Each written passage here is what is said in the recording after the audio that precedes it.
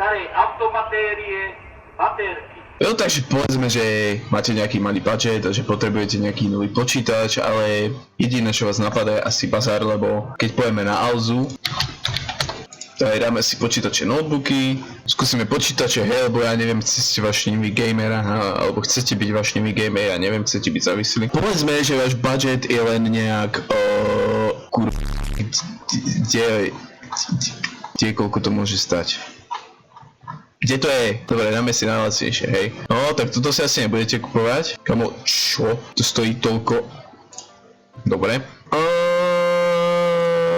Toto by som si na gaming asi nekupoval, hej, určite nie. Povedzme, že máte budget 300 eur, hej.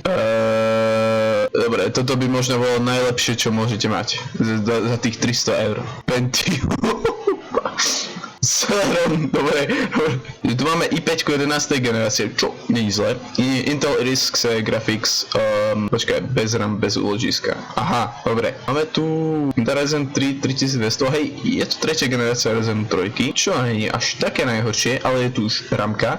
AMD Radeon Graphics, čo nie je vôbec zlá grafika, takže povedzme, že... Aha, dobre, tak ani tento si nemôžete kúpiť momentálne.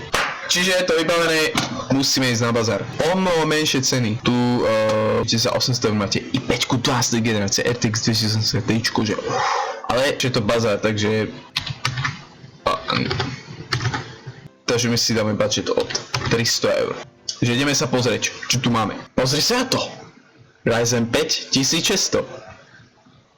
A nie je tam SSDčko, to by som nebral, ale je na to 6 jadier 12 veľkým, čo je úplne super. RX 480 nie je až tak super, ale stále to je dobré. Tu máte dokonca Ryzen 7 a RX 570. Máte tam aj M2 SSDčko, 16GB DDR4, čo ide na 3100 MHz. Super podľa mňa. Ryzen 7 2700, čo je druhá generácia, to je jasný. Je to Ryzen 7, máš tam 8 jadier v základe a potom 16 veľkých. Ja neviem. A proste toto sú úplne super ceny, ale tomuto chce konkurovať. Toto 8 GB RAM, DDR3, no. A má to HDD disk. To si asi nekúpi normálny človek. Dobre, každopádne, ideme ďalej. All-in-one za 300 eur. Počkaj, čo? 4 GB RAM. To zase. i3, aká i3? Aká i3? Kámo, to nie je i3, to je Pentium, váš pravý. Čo ti... To je... Kámo, má to jadra. Počkaj, čo je? G3 1220 Intel. Dobre, má to dve fyzické jadra, spočítam.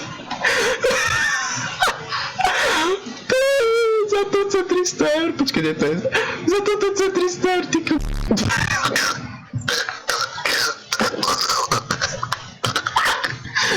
To je... Dell PC. Display 102... Windows 11. Počkaj.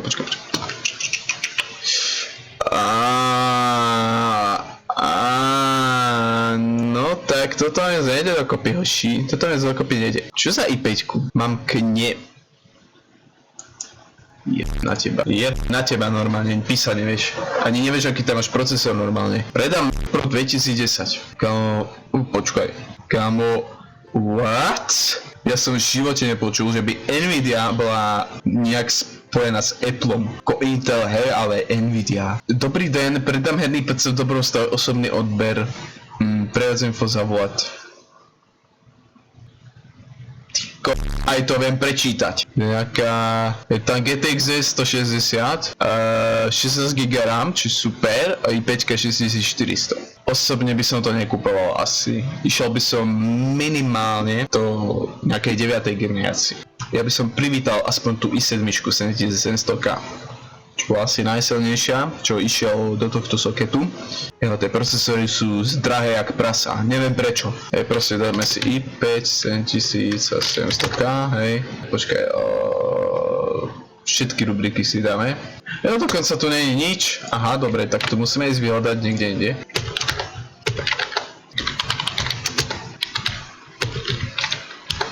To prdele! Ale kur... Kamoško, napríklad Možno keby ste si chceli poskladať počítač, tak toto je tiež celkom dobrá voľba, akože i3, 10. generácie už celkom slušné. Za 100 môžete mať 12. generáciu, čo je ešte lepšie, ale neviem, či sa to oplatí, asi sa to oplatí. Potom je tu ešte na výber aj i5 10. generácie, čo tiež celkom dobrá voľba ešte dneska, ale hľadám taký môj špecifický. No, vidíš to? i3 9. generácie, čo je proste celkom ešte rašpel, stojí 120 eur. 120 eur. Sa i5 9400F 140 eur? Prečo? Veď i5 10. generácie stojí 100 eur. Kamoško, i3 8. generácie stojí 150 eur. A mám to už jebe na hlavy, alebo ja sa nevyjadrujem normálne. Čo ti je i5 9. generácie za 200 eur? I'm the Ryzen Threadripper. Core i3, dobre. Počkaj, čo? To má aj popy. Kaufland.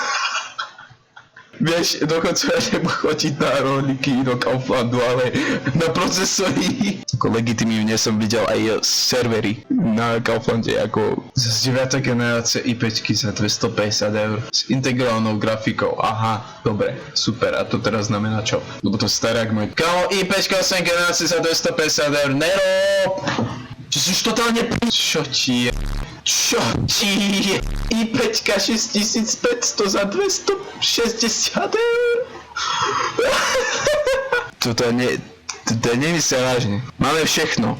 Máte všechno na pí. Normálne môj procesor má hodnotu až 300 eur. Ja som si myslel, že celý ten komp nemá hodnotu 300 eur, ale samotný procesor má hodnotu 300 eur, zrazu zisťujem. Tak to je. Tento Intel Xeon vyzerá, že má tak viac ako 10 rokov. A stojí... Dobre. Sválne, ja chcem nájsť to 7700 a keď to bude mať cenu, ako vôbec nájdem. Tebe je na hlavu, fakt. Tak toto je hrot. i7 4. generácie za 330 eur. Vám úplne je v tom obchode, alebo jak? To ani není také staré, že by to mohol byť nejaký zberateľský kúsok, alebo to je jak jednotková Octavia. To je proste len staré auto, ale není také staré, aby malo nejakú hodnotu. Nechcem nikoho uraziť, jednotkové Octavky sú popí. Kamo, blížime sa. i7 7700, 350 eur. Za to môže mať 12. generáciu i5 spolu s novou doskovku. 7700, to je za 400 eur. Čo ti je? Ti jede. Normálne nemajú obrazok. Bomba. Tizita arenanta, spienare terota. Ja neviem, či si tie obchody uvedomujú, sakra, čo robia. Toto sa nemôže vyrovnať tomuto pre Boha s cenou ty kokos. Každopádne, ľudia si na základe tohoto myslia, ich počítač má zrazu veľkú hodnotu. Tak holúpi. Toto mám celkom dostal. Za 300 eur. iMac, povie si, že iMac? 2 i5 1,6 GB. Počet procesorov to má niekedy aj viac, dobre? Celkom počítať je 2, dobre? Počítač má 8 GB RAM, čo je celkom plus, cením u Macu. A niekedy to urobia aj o 10 rokov neskôr. A disponuje L2 meci pamäťou. Kamoško, toto je tak dlho čtí, tu si tam fakt nemusel písať. Ide o model s plným označením Apple iMac 21,5 palca. OK, 1 TB. 1 TB čoho? SSD, HDD, to mám vedieť. Ja mám vedieť. Zistím ten zisk, kde to máš?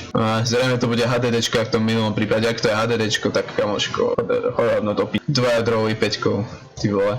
Predám PC GeForce GTX 960 16 GB RAM. Cypol Intel Core i5 6600. To je není zlý. Kieska vyzerá otrasne. Môj názor, hej. To keby si chytil, vole, Fiat Multipla a dali white body kit. No a tento vie ako naceniť.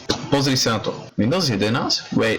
No procesor nepodporuje Windows 11. Why are you trying to fool, man? Každopádne, vyzerá to celkom slušne. 1,5 SSDčko a 2 TB HDDčko. Ako grafiku môžeš predať za pár korún a dokúpiť si poriadnu. Kámo, toto by bral. Ak tam je fakt Windows 11 funkčná aj s updatemi, tak toto by bola bomba. Za tých 300 by sa to oplatilo. Ale ja nie som z Bratislavy, takže smola. Napríklad toto nechápem. Je tam i3 8. generácie, kamoško. 256 GB SSDčko. Je to Intel NUC, ten mini PC, chápeš? Tento. On ti tam naje 32 GB RAM. Tam ti stačí 8. Proste zdvihol cenu úplne na Napríklad takýto rozpis sa mi veľmi páči. Ove špecifikácie monitora, ktorý teda Full HD teda nie je, ale to je len plus pre našu grafiku, ktorá je 1060 3 GB. Not a big fan, but OK. 8 GB stačí pre toto Windows 10. Nové SSDčko, HDDčko polterové k tomu. Dokonca tam je aj Wi-Fi. Pozor! To je celý herný set. Kamoško, on to predáva aj z No way! Počujem, fakt, že nemáš peniaze, chceš len začať s tým gamingom, alebo chceš len proste počítač. Čo nikdy nerobte, toto je otrasný popis, otrasné fotky, no asi to nebude nejaká raketa. Vyzerá to, že ten počítač otvoril asi až keď ho chcel odfotiť. Máme tu 1070 8 GB, super grafika za tú cenu. A máš to s Ryzen 5 prvej generácie. Čo je toto? HP Omen, ježišmarja. Kámo, ten počítač vyzerá takto, myslíš si, že to je nejaký NASA PC? To nemá ani čierne telo. To tuské červené. No ale každopádne, nevyzerá to zle. Je tam 8 GB RAM síce. Počkaj, 16 GB. Grafika má 8 GB. Pustý. Toto sa tiež celkom oplatí. Tu kejsku by možno niekto prežral, hej. Takéto inzeráty doslova neznášam. Idú na teba vizuálne, prečítaš si i5. Neviem čo s tým je zle, je tam 16 GB RAM a je tam GTX 1650, čo je asi v pohode. Tá 1650 má 4 GB RAM, ale hlavne je i5 4. generácie. Listen, čo to je za doska? To je presklené a má to takto vyzerať. On to naschvál fotil z takéhoto uhlu. To je marketing, to je business, kamo, to je big brain. Ďalší, proste je tu GTX 1660, super, 6 GB. Zas tam je i5 4. generácie a zas to vyzerá jak ja neviem, keby to malo i7 10. generácie minimálne. Prejažší systém Windows 11. Áno, určite. Vylepšenia. Kamo, ten má z toho business. Ten má z toho business jak prasa. A aj toto. Má tu 3 fany vpredu, vyzerá to fakt jak niečo drahé. To čo je za zdroj? To čo je za zdroj? Jo, videl som zdroj, dokonca aj tá doska je asi z prebuildu alebo z čoho. Hej. Toto chlapci, toto je to čo máte hľadať. SSD 128 GB, ale hlavná vec je tam tá i3 10. generácie. Toto zodpovedá aj tej hodnote. Predané. Vidíš, niekto sa dal nabejtiť. i5 6500. Noctua fany. Prečo je vonku? Prečo sú tie komponenty vonku? Nemáš ani IO Shield vzadu. To je, ja ti hovorím, to je businessman. To je businessman. Už sa predané. Tuto niekoho ešte viac nabejtil. Kámo, asi sa mám čo učiť. Ja neviem, asi niečo robím zle. Prečo som sa kúpil očami? Ja to je...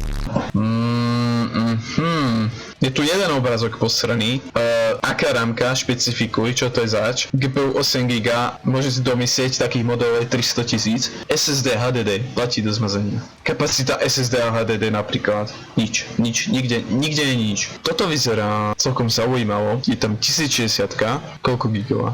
Čo? Nemala tam byť 1060, prečo tam je AMD Radeon HD? Dobre, web s grafikou. Myslím si, že takto veľká 1060 určite nie je. To je čo to je zač? Šlape bez najmenšieho problému. Grafika Nvidia GeForce GTX 970. Ostatné parametre asi neexistujú, neviem. Alebo existujú, áno, existujú. Čo ti to je?